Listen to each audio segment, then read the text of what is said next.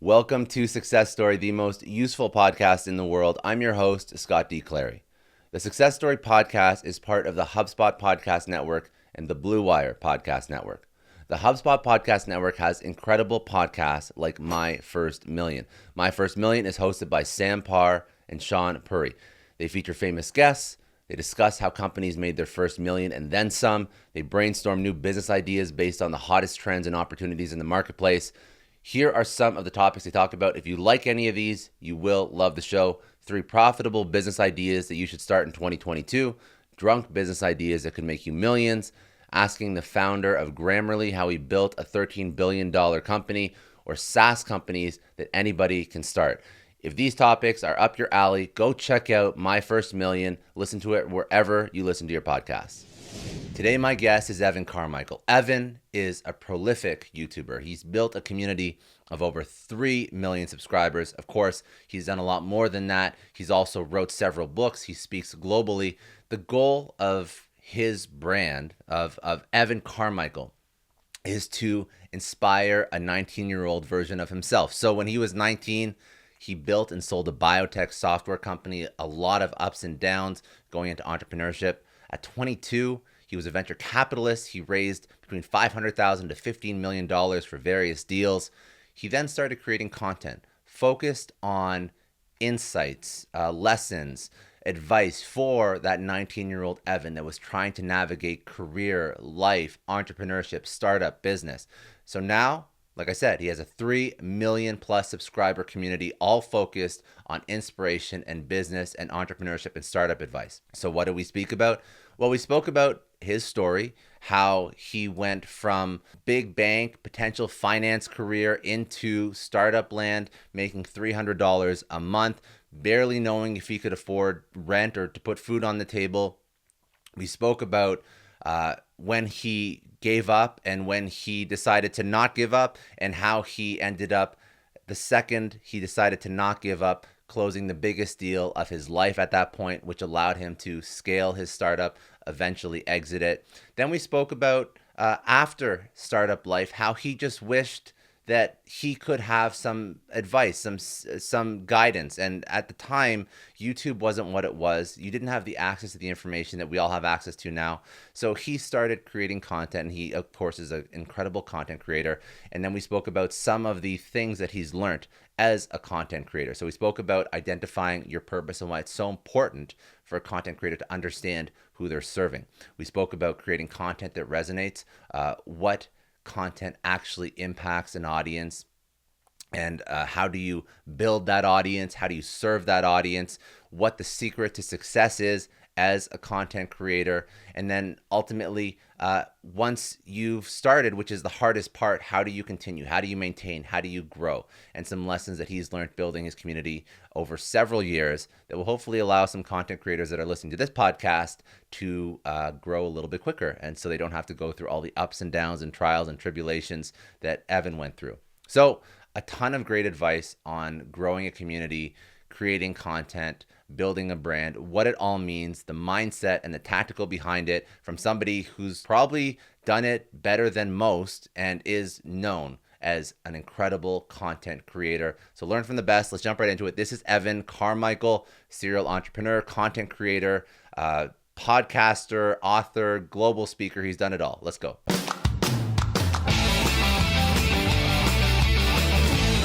Yeah, so high school, I had a lot of entrepreneurial tendencies. I'm 41 years old now, so going back to high school it's been a while. But it wasn't a profession. It wasn't a career option. No, my friends weren't talking about being entrepreneurs. I didn't know anybody who was an entrepreneur. You kind of had to be a little crazy, basically unemployable to be an entrepreneur.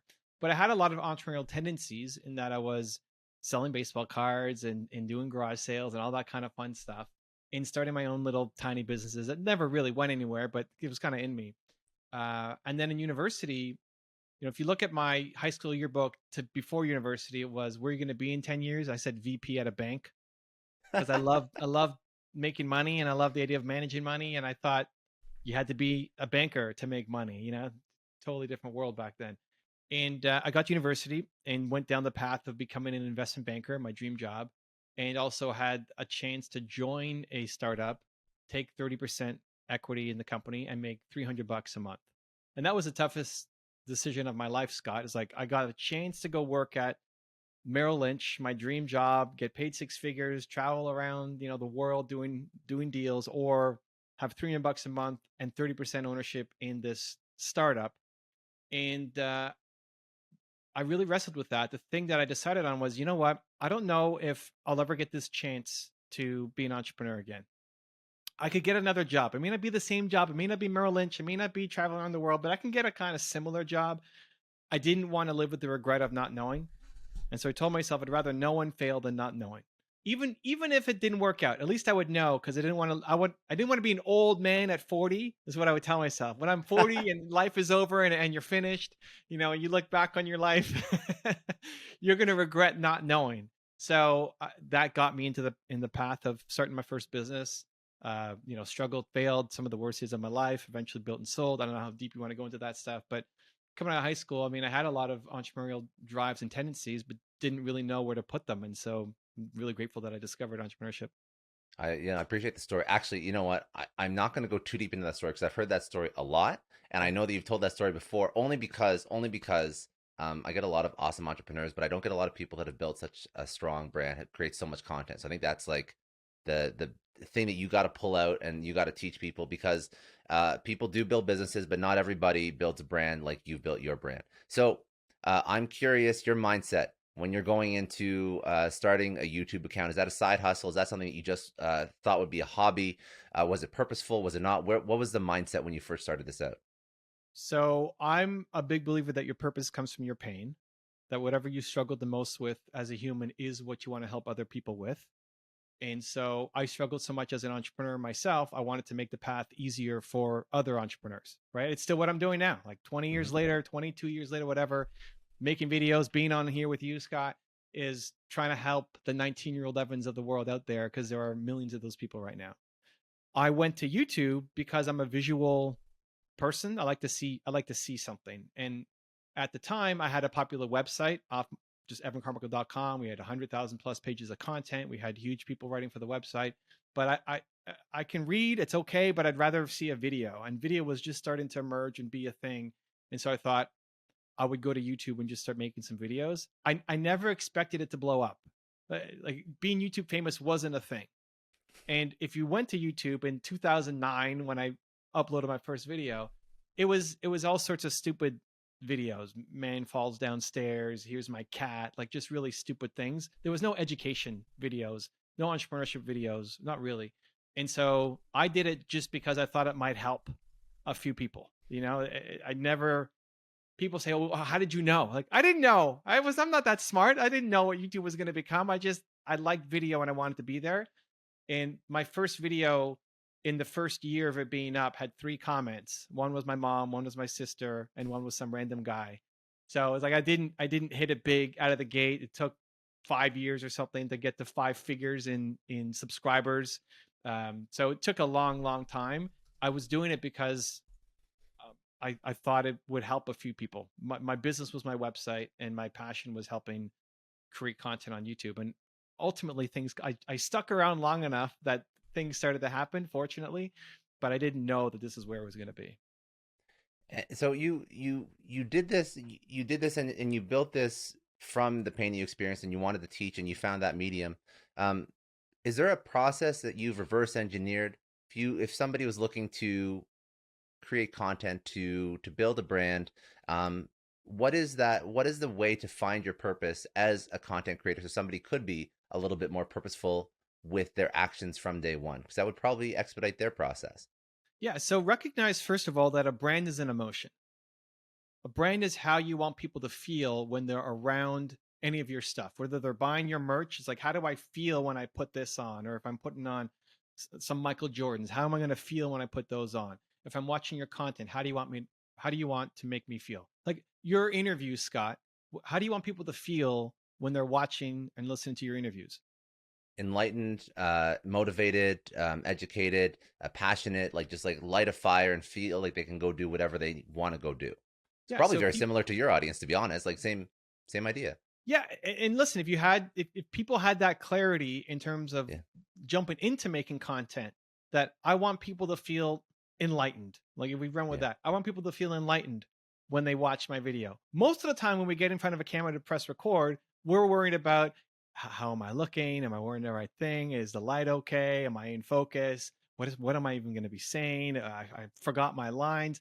And even if you end up having the perfect words, if they don't have the emotion behind it, they won't land. Where having the emotion with imperfect words will land. So if the goal before going into any interview or any piece of content is, I really want the people listening to this to feel enlightened and empowered, it just changes how you show up.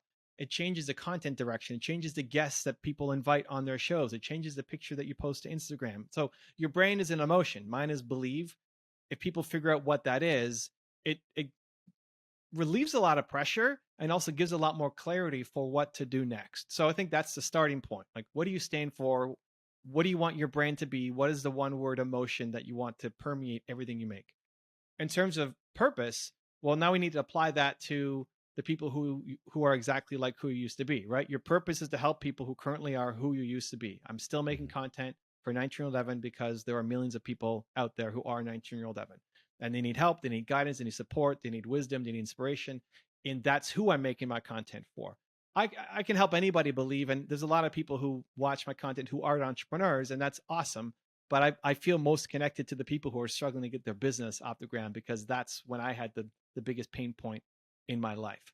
And it's just recognizing that your journey, your story has value, and that we're not where we want to be. Like, I'm not done growing. Scott's not done growing. Like, neither of us are where we ultimately want to be. And a lot of people will then use that as, well, I'm no Tony Robbins or I'm no whoever, so I'm not even going to try. But you could go back and help the person that you used to be. I can go back and sit on a park bench and talk to 19-year-old Evan and give him some knowledge that will help him. And that becomes the exercise then, that every time that you're climbing a mountain and you're trying to get to the top, and you never want to get to the top because that means you're done growing, but you're climbing, climbing, climbing, climbing, hopefully every day. If you listen to Scott's show, you're going to climb and learn more every day. But every time you take a step up, you then reach back and pull to help somebody else get to where you're at. And most people are stuck still at zero. Most people are stuck at just taking the first step. And so they can be inspired by your story. They can learn from you. And knowing that you've been through what they are going through gives them the hope and the belief that maybe they can get out of the hole they're into.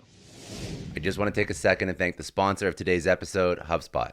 Now, as a leader, you're always on the lookout for more ways to arm yourself with knowledge. The books, the seminars, and most importantly, the podcasts that help you make the best possible decision for you, your company, your customers. Because when you know more, you can apply more and you can grow.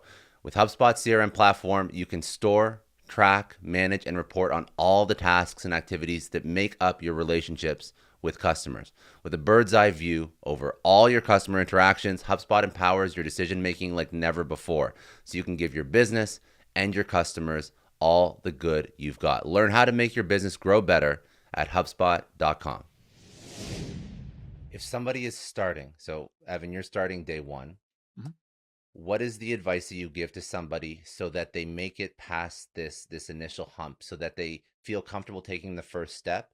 And then once they take the first, I know it's going to be a two-part question, which is a dick move on my part, but so what's the advice to get them to take the first step? And then once they take that first step, what's the advice to maintain continuity, maintain momentum, do it for 5 years so they see the result? So when you're first getting started, expect to suck. Just expect to suck. Expect it to be terrible. Expect your first interview to suck, your first video to suck. Just expect it. Expect your camera to break and the sound not to record, and you being a nervous, 100%. just wreck. Just expect to suck. It doesn't mean that you suck as a human. It just means that you don't have the skill set yet. Well, how do you get the skill set? You practice. Like, don't. This is the problem for a lot of people is they'll look at people don't expect to be great. Like if you're starting the show, whoever your heroes are, Joe Rogan or Tim Ferriss or whoever, Larry King, like who do you think are the best interviewers of all time? Great. You can look at them and say, well, I don't think I'm going to be as good as them yet. Like I might on a long enough horizon, but I'm not going to be as good as them. Those are the A plus category. Great. But you can easily think to yourself, okay, if they're A plus, I'm probably like a B minus right now. Like I ask great questions. I'm curious. I think I could do that. And then you go and you do your first show and you realize you're not a B minus, you're a D minus. Like it's just way worse than you thought, because when you go live, you freeze up, you're deer in the headlights, ask the wrong question, stumble, look back and say, oh my gosh, I didn't do anything that I thought I was going to do. And you just realize that you're way worse than you thought you were going to be. And that's where most people quit. Like they make one, or they try to make the first one, and then they look back and say, this is terrible. I guess I suck at this and it's not for me. I'm not as good as I thought I was. And they never keep going. Expect to suck. Again, it means you're amazing as a human because you tried. And if you keep trying and keep improving, keep getting better, you will not suck anymore. So that's where a lot of people struggle. They know what looks good. They feel they can make it. They can't at the beginning. And so they stop trying. In terms of keeping going, how do you keep going when you're struggling and failing and not seeing the results?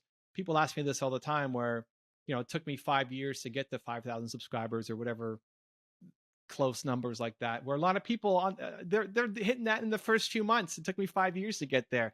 I like sharing the journey because it's great to see 3 million whatever now, but 5 years, 5,000 subscribers. What kept me going through those days was I always focus on who I was serving instead of who I'm not. Most people will focus on who they're not serving, and that game never ends, right? I have 3 million subscribers. Why isn't it 4 or 5 or 10? Like, dive deeper into that concept. That's very interesting. What do you mean by they're focusing on the people that they're not serving? So if I'm at 3 million subscribers, most people who are even at my level are thinking, well, I should be at 5, I should be at 7, I should be at 10, I should be at Understood. Like we're focused on who we don't have. We're focused on, and that's great, goal oriented, like, hey, where we're going next. But if you focus too much on that, it's actually really depleting of your energy.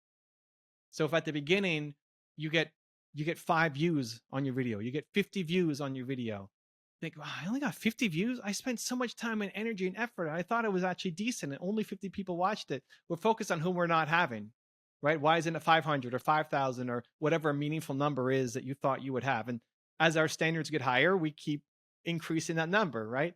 If I get 5,000 views on a video, that's a failure. Where at the beginning, it's like, oh my God, 5,000 views.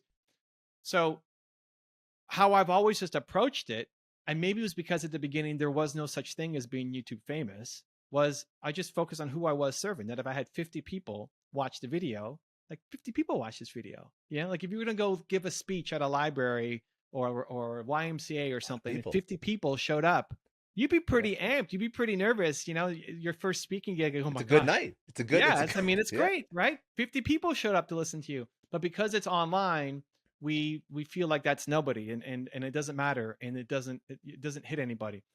Assume that for one of those 50 people, your video is a life-changing video.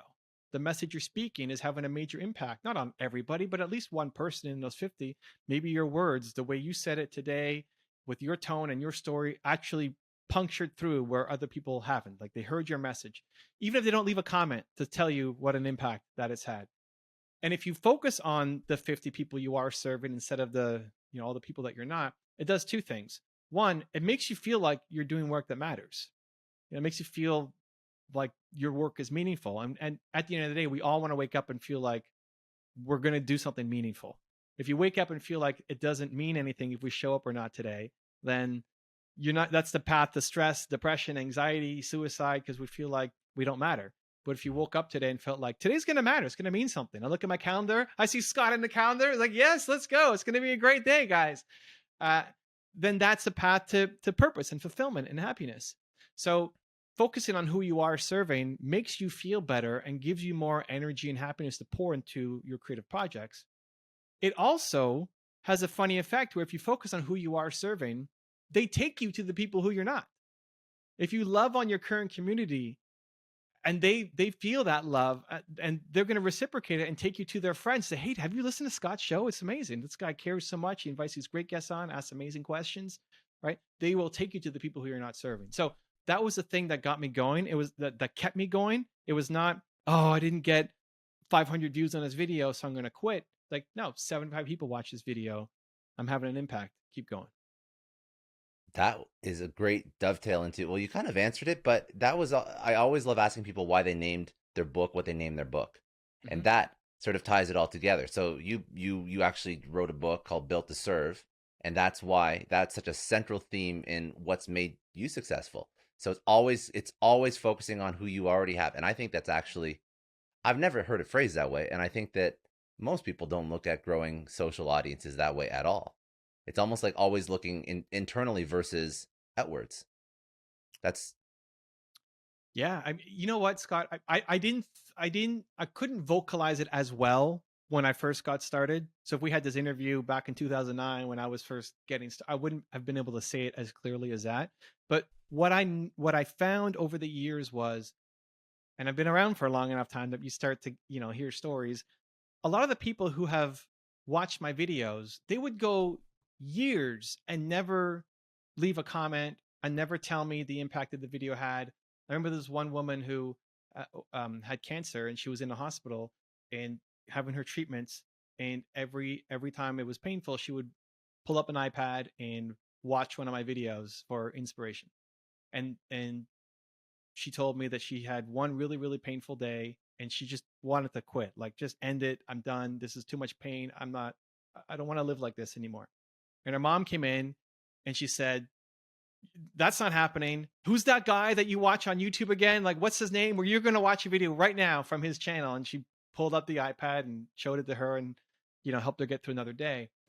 And we did an episode on her show and she was telling me this story. And this had happened 4 or 5 years before we did the interview on her podcast.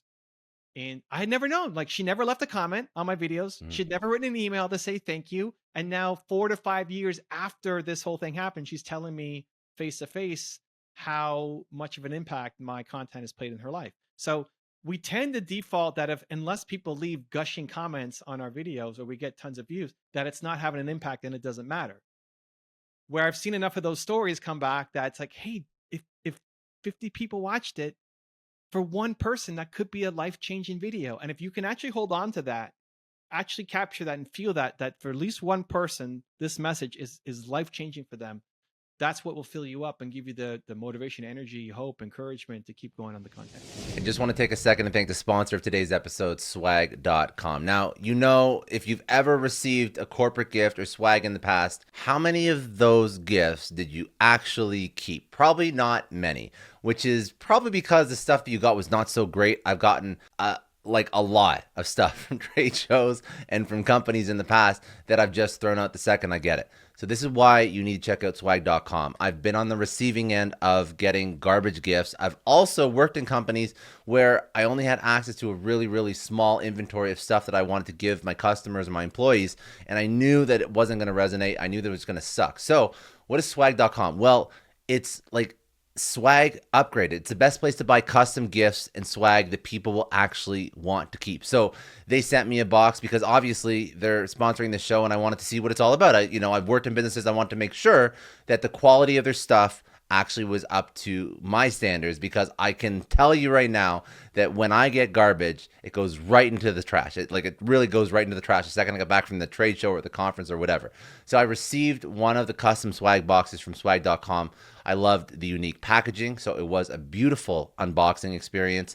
I love the actual products they sent me, and there's a whole bunch more that obviously they didn't send me, but the stuff that they did send was absolutely beautiful. It was very high quality, and I can only imagine that if I actually got this when I was working for companies, I probably would have actually used it. And to be honest, I'm going to start using them for people that work on my show and in my company as well, because I know that this isn't just a novelty gift that somebody's going to throw out. It's stuff that they can actually use. They have so many unique and customizable gifts that I've never seen anywhere else. They have custom yoga mats. They have custom Apple AirPods. They even have branded kayaks, which I did not know was a thing. So they carry all these premium brands like North Face, Yeti, Nike, and more. And it's all customizable with your company's logo or artwork. With swag.com, they take care of all of your swag at their warehouse and they ship it to individual addresses. Or if you prefer, you can just send it to a bulk location in one single shipment. It's easy to manage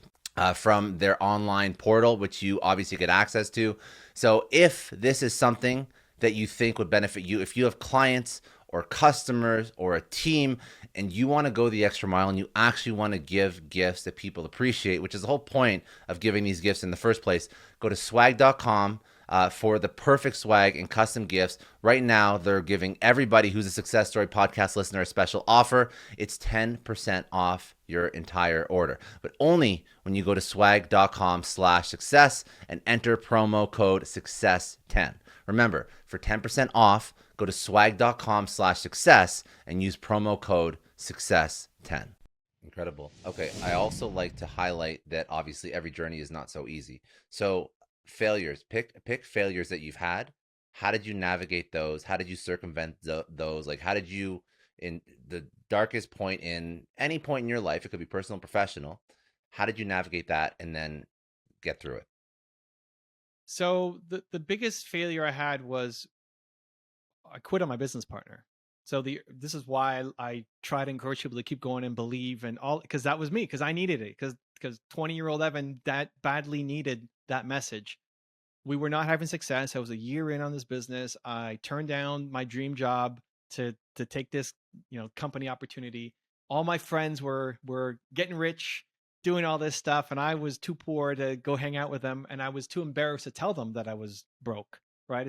They want to hang out and I can't because $20 for pizza and beer and then like bowling night or whatever would be too much, right? And so I said, I can't. I'm hustling. I'm living the entrepreneur life. Not I like that. I can't. I make $300 a month, guys. I can't afford this. So at some point, it just got to a breaking point where I can't handle this anymore. I'm busting my butt like every day. Wake up, it's dark. I go to my partner's condo. It's dark. I leave and go home. Right, bean salad for lunch every day, just day in day out. If you weren't working hard and you're not getting results, that's fine. You can kind of understand. But when you're grinding every single day, all day, and have no other life, and you're still not getting results, I don't know. I think at some point it just beats you down. This to I can't take this anymore. And so at a family event, I don't know, it was Christmas or Thanksgiving or whatever, I told my business partner, like, I can't do this anymore. I need to feel like I'm a valuable person. And just it just isn't working. And so I quit.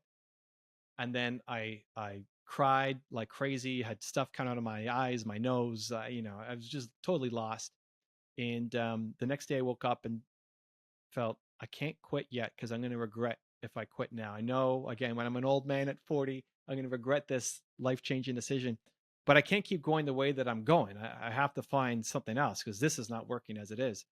And that's where I had a aha moment at kind of at my bottom, which was I'm not the first guy to try to build software before and sell it. Like, who's Mm-hmm. done this? And the first guy I thought of was Bill Gates, who started Microsoft. So I thought, okay, how did Bill Gates do it? I'm going to learn his story, and maybe there's something I can learn from it.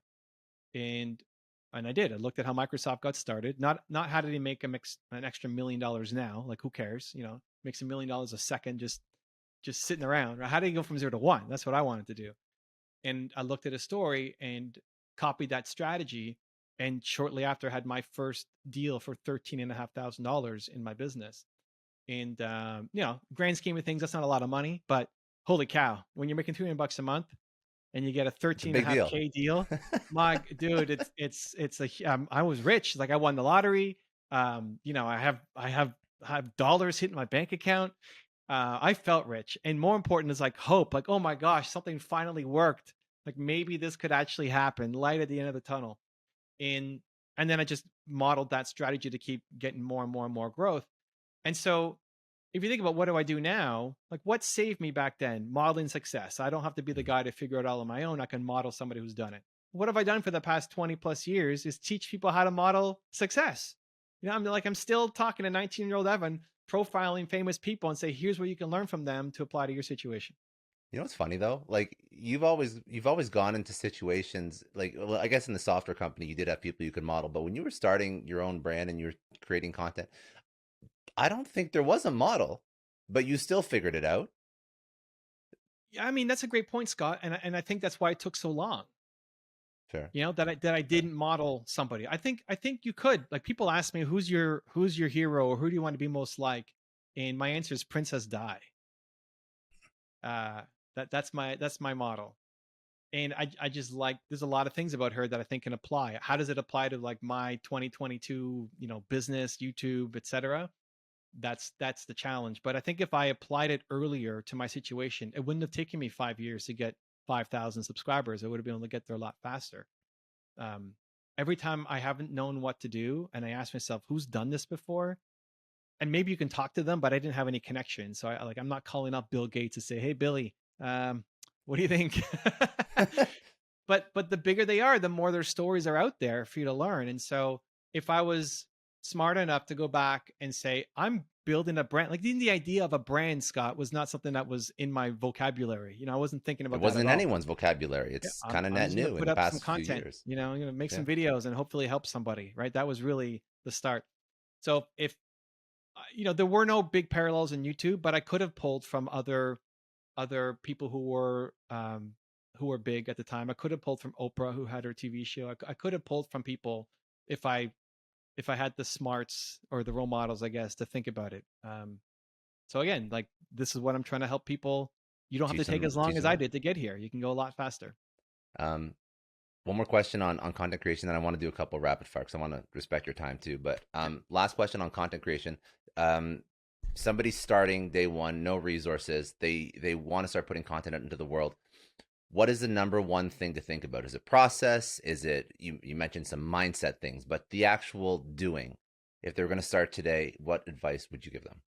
You pull out your phone. If you go on YouTube, you turn it sideways. You press record. Right? Like I think it depends on the industry that you're gonna, what your niche is.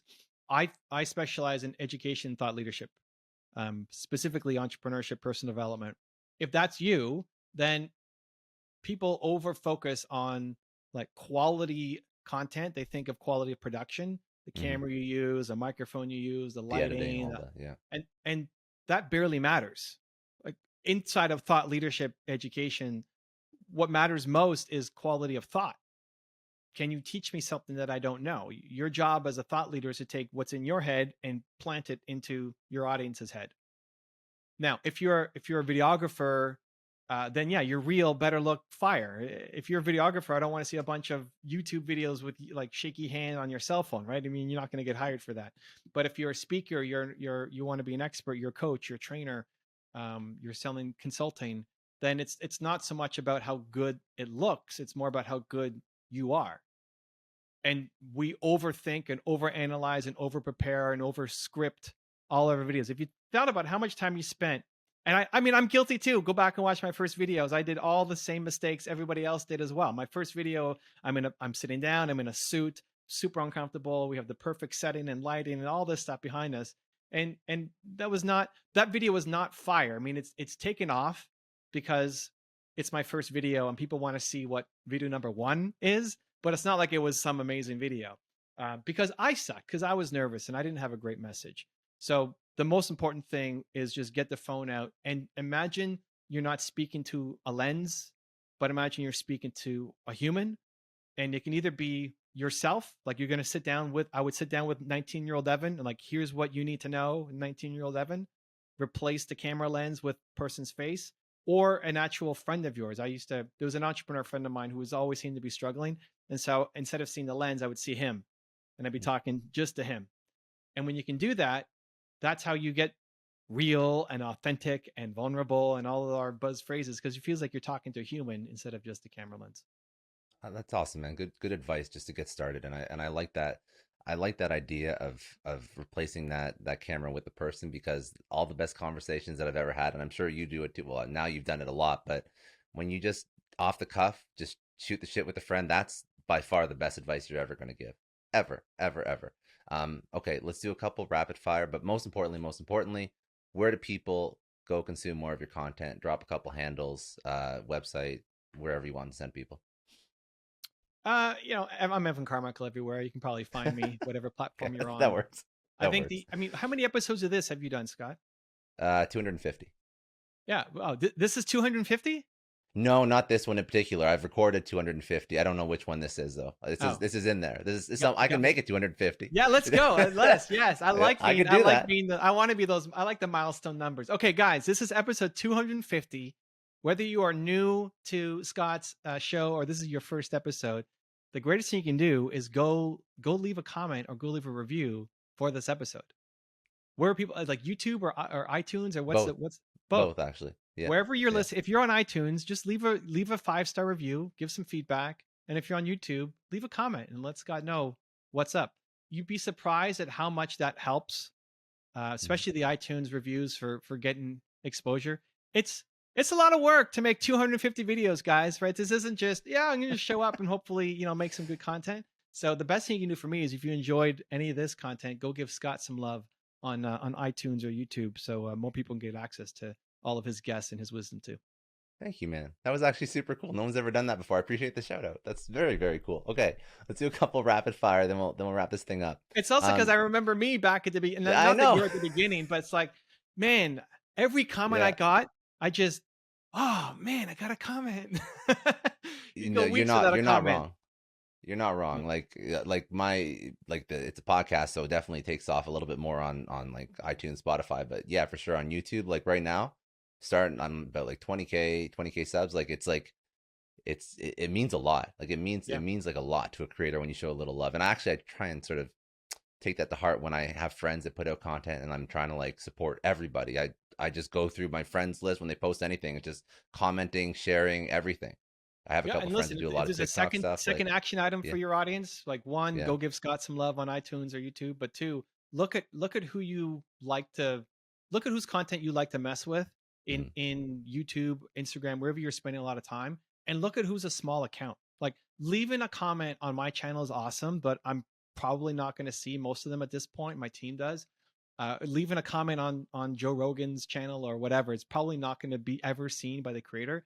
But look at the channels who are smaller than you or who are just getting and you genuinely like their stuff, and just give them a little bit of love. Just tell them how much their stuff means to you. Like the woman who was watching my videos in the hospital and she never told me.